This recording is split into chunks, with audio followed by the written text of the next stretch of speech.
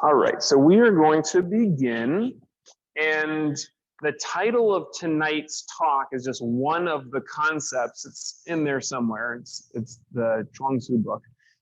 The title of it is The Useless Tree, and this is one of the concepts that I'm going to talk about tonight. I'm going to be reading from one of my favorite books here. This is one that we recently started carrying at the dojo. This is called Chuang Tzu Inner Chapters. It's a beautiful book, and it's got all of these really nice pictures inside. I like a book with some pictures. But this is so. Chuang Tzu was somebody who followed after Lao Tzu. Lao Tzu is the more famous Chinese philosopher who wrote the Tao Te Ching, and this one it explores some of the same ideas, but it's a little bit more accessible. Some of the stories are not necessarily like easier to understand, but they're more like entertaining and memorable. So I really like this book, and I'm going to read a couple of just passages from it and expound on it. So the first one is what I call the useless tree. This is just a portion of the first chapter in the book. So I'm going to start kind of in the middle here. And I'm going to butcher all these names. I'm going to do my best. Hui Tzu said, I have a big ailanthus tree. I can't even say the name of the tree. Ailanthus tree. Its trunk is so gnarled and full of knots that it is impossible to measure it accurately. Its branches are too twisted and crooked for anyone to measure with a compass and square. It stands at the side of the road, but no carpenter would give it a second glance. Now, your words are as big and useless. No one wants to hear what you have to say. This is somebody talking to Chuang Tzu. Chuang Tzu replied, have you ever watched a wildcat or a weasel? It crouches close to the ground and waits for its prey. Then it leaps up and down, first one way, then the other, until it catches and kills its prey. Then again, there is the yak, as great as a cloud shadowing the sky. Big as it is, it cannot catch a mouse. Now, you have this giant tree and are concerned that it is useless. Why don't you plant it on land where nothing grows, in a wild, barren place? There you may saunter idly around it, doing nothing, and lie down to sleep beneath its boughs. No one will try to cut it down. Nothing can harm it since it has no use. How can it cause you any anxiety? So, I really like the idea of a big, useless tree as like an analogy for words in philosophy and like all the stuff that we talk about. You've heard me use the analogy of the finger pointing to the moon. I stole it from somebody who stole it from somebody else, but same basic idea, right? The finger pointing to the moon is not the actual moon. It's just the thing that's pointing there. And the finger itself is, if you just have the finger and that's all you're paying attention to, it's just like a big useless tree. You are kind of missing the point. And this concept of saying like this, all these words and this philosophy and all these concepts and everything are just like a twisted, gnarled, huge, useless tree. It's just there and you can't do anything with it. But Chuang Tzu's retort is very nice. Now, exactly how far we can take this analogy and say that your philosophy and your words are something for you to saunter idly around and lay under its boughs, I think it kind of makes sense. But it's like there in its permanence. Whether you find use for it or not, it's going to be there.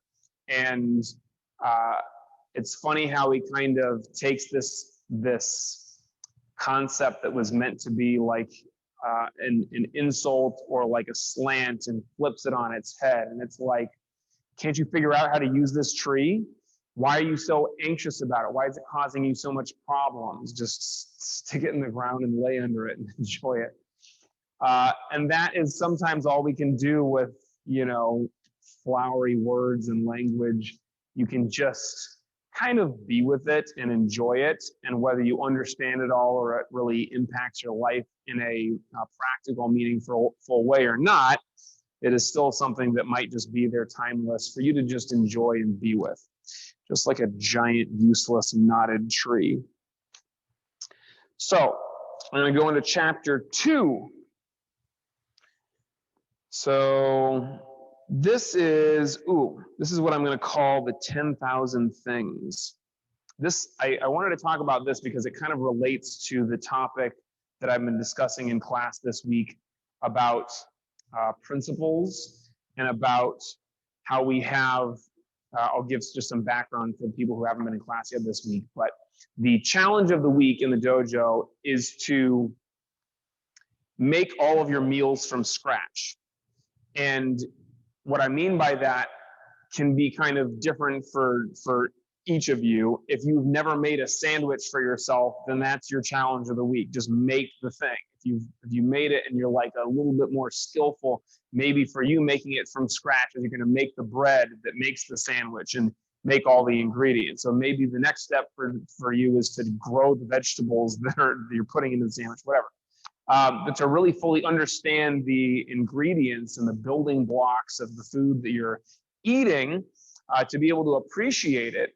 And I really like the analogy of ingredients in the food that you're making and eating, and likening that to the principles or the ingredients that make up the techniques that we throw in class. So whether it's Tai Chi and you're talking about keeping your spine straight, putting your hip over your heel, or you're talking about firing out a punch and going 98% extension. If we use 98% extension as an example, you use 98% extension in all the postures in Tai Chi. Use it in every punch that you throw and every kick that you throw in Kung Fu. And so you can use that like an ingredient, like you might use eggs in cakes or in cookies, or I asked in class, what could you make with eggs? And one of the kids said, scrambled eggs. Yes, you could use that. But there are lots of different options. And you can use the same things in different techniques. If you recognize and understand the principles and the building blocks, these are like the ingredients that you can cook with.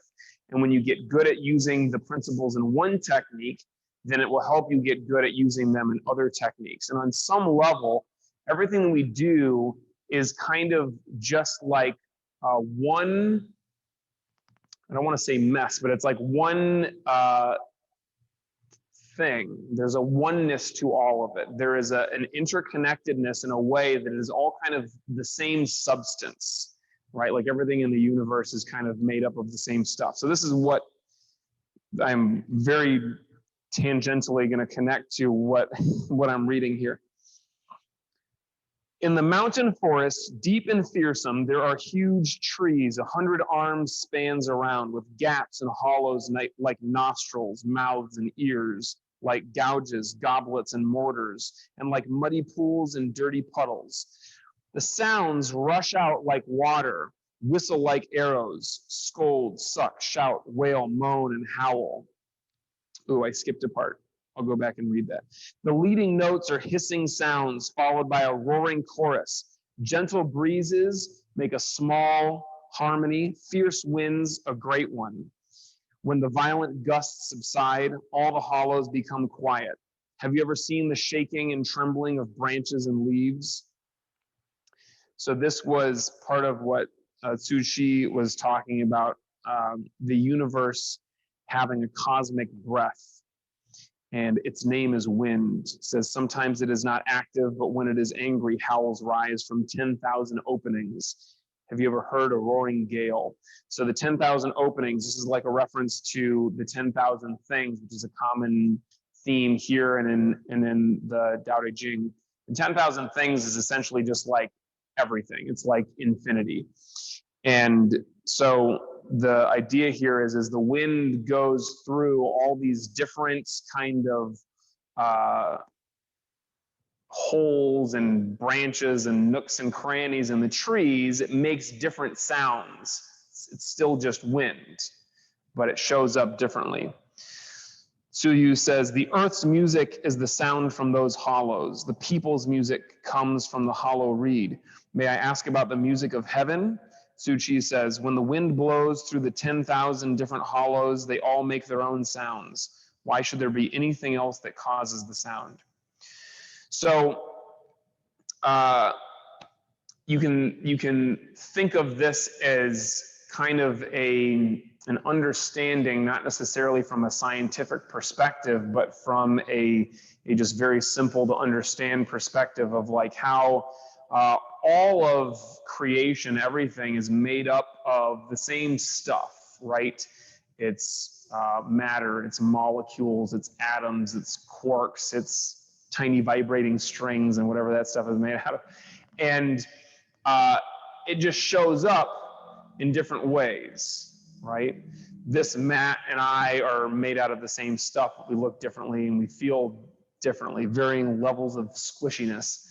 And this is just like the wind blowing through and showing up as different things. So when we can recognize this, it's at least a nice intellectual way of getting the concept of the oneness and how all of everything is just that cosmic wind or that heavenly wind kind of blowing through and making different sounds, but it's all still wind, right? We're all just this kind of energy, matter showing up in the way that we show up. And we should recognize that we are made of the same stuff as each other.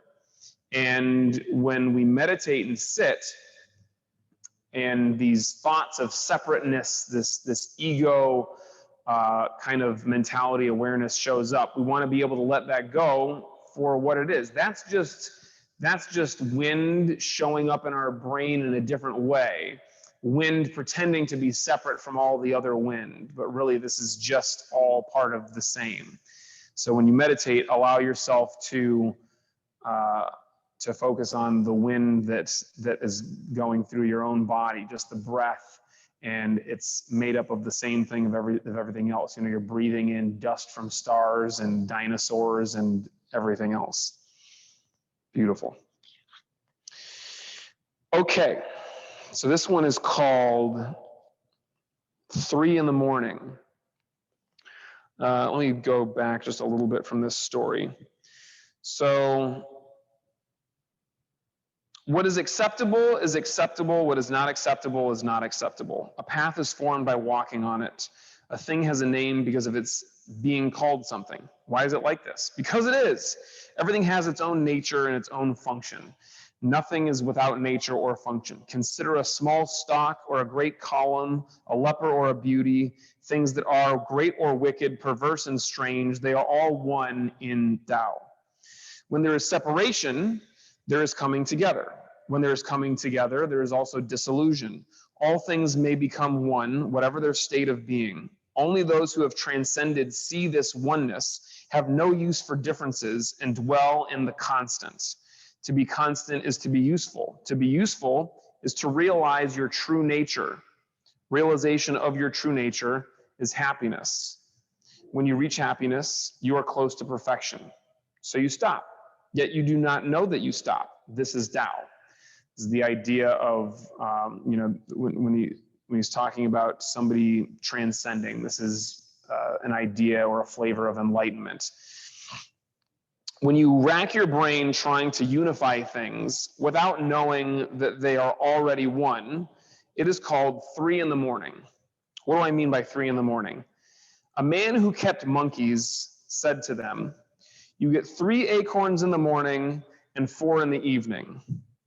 This made them all very angry. All the monkeys were mad. So he said, "All right, how about 4 in the morning and 3 in the evening?" And the monkeys were happy. The number of acorns was the same, but the different arrangement resulted in anger or pleasure. This is what I'm talking about. Therefore, the wise harmonize right with wrong and rest in the balance of nature. This is called taking both sides at once. And this is really like the way that we go through life, is it not? If we get what we want the 4 acorns in the morning, then we're happy. If we get what we don't want, we didn't want the 3 acorns in the morning and the 4 at night, and that just angers us. It's really all, 6 of one, half dozen of the other. It's the same thing. And we get attached to our our desires, the way that we want things to go. And so life can oftentimes feel like we're furiously trying to, put things in their order, but we're going to get what we need to get. We're going to get what we deserve. We're going to get what we need at the end of the day. Us, being angry about getting 4 acorns in the morning versus 4 acorns at night is just as silly as us being angry about, I'm stuck in traffic. I didn't get the job that I wanted. My kid didn't listen to me today. Whatever it is, it's gonna come out in the wash eventually. If we're able to zoom out far enough, we'll see we're getting 7 acorns, just not necessarily in the order that we want and the order that we're attached to. So don't be the angry monkeys. Just recognize that it's coming either way. So this one's a little bit more esoteric. Suppose you and I argue. If you win and I lose, are you indeed right and I wrong? And if I win and you lose, am I right and you wrong? Are we both partly right and partly wrong? Are we both all right and both all wrong? If you and I cannot see the truth, other people will find it even harder. Then whom shall I ask to be the judge? Shall I ask someone who agrees with you?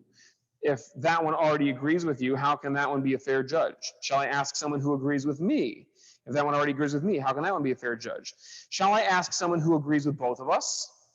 If that one already agrees with both of us, how can that one be a fair judge? Then if you and I and others cannot decide, shall we wait for still another? Waiting for changing opinions is like waiting for nothing. Seeing everything in relation to the heavenly cosmos and leaving the different viewpoints as they are, we may be able to live out our years. What do I mean by seeing things in relation to the heavenly cosmos? Consider right and wrong, being and non-being. If right is indeed right, I missed my place. If right is indeed right, there need be no argument about how it is different from wrong. If being is really being, there need be no argument about how it is different from nothing, different from non-being. Forget time, forget distinction, enjoy the infinite, rest in it.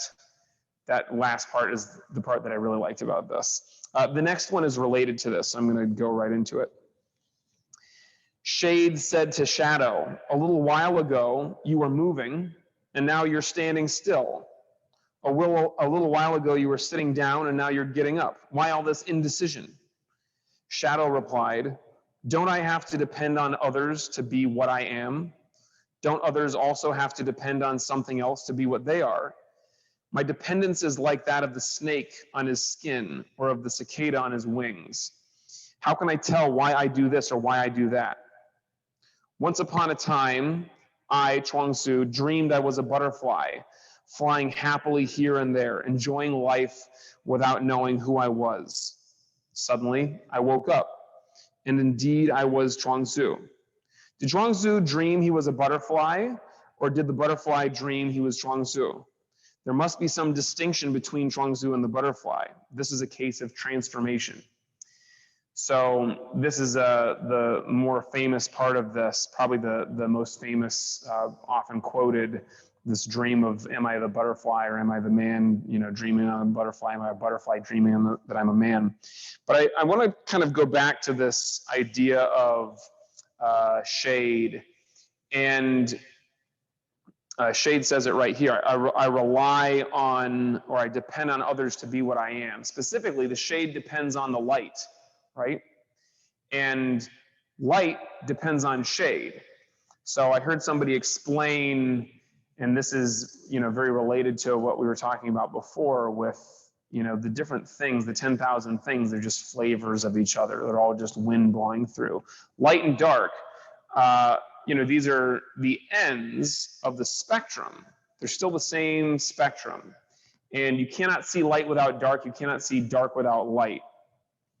And If you want everything in life to be all light and there's no shadow left, then there's nothing. There's nothing there. If you want everything to be shade and shadow and you want nothing to be light, there's nothing there because you can't see that either. So it's the interplay between opposites, it's the interplay between these different flavors, even at the extreme, that allow for creation, that allow us to experience life and live it. And then you might be wondering, well, what happens if we just have all of one or the other, or we just get rid of all of it entirely? And that's a great question. That's something that you're going to have to get enlightened to figure out and to experience. And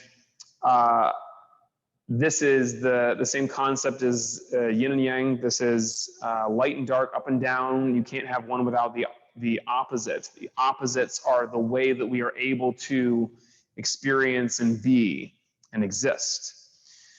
And it's very tempting to, want one and not want the other. But this kind of attachment is not, the most useful way of going through life. When we think of concepts like good and evil, in my opinion, good and evil don't really exist in the way that most people think of them as existing. They're just flavors. They're a way that something is expressing itself over here and a way that something's expressing itself over here. Now, I'm not saying go out and murder somebody. It's totally cool. There's no such thing as evil. You'll go to jail and or get sent to death, and that is what should happen in this realm that we live in. And that's not to say that there aren't realms or aren't experiences or things that are beyond this. There are. But while we're here in this kind of realm, this plane of existence and duality, we have to recognize it. And rather than getting tripped up over one or the other, because I want it to be light or I want it to be dark or whatever it is, just recognize this is only, I'm only able to enjoy the light because of the dark. I'm only able to enjoy the beautiful weather in California because I've also lived in Michigan. I'm only able to enjoy the spring because of the winter. And we can only enjoy health because we've experienced a lack of health. We can only enjoy anything because we've also experienced the other. And if you've never really truly experienced the other, then you won't truly be able to experience the highs. And the highs and the lows are just that, highs and lows. It's not good and bad. It's not, something to be attached to. It is just a wave to experience and enjoy the ride. Okay, last one. So this one is about the concept of wu wei, effortless effort. And this is an interesting metaphor for this. Prince Wen Hui's cook, it's a cook, was carving up an ox. Every touch of his hand, every heave of his shoulder, every step of his foot, every thrust of his knife, with the slicing and parting of the flesh and the zinging of the knife, all of it was in perfect rhythm, just like the dance of the mulberry grove or a part of the Ching Sao Symphony. Prince Wen Hui remarked, "How wonderfully you have mastered your art." The cook laid down his knife and said, "What your servant really cares for is Tao, which goes beyond mere art. When I first began to cut up oxen, I saw nothing but oxen. After 3 years of practicing, I no longer saw the ox as a whole. I now work with my spirit, not with my eyes. My senses stop malfunctioning.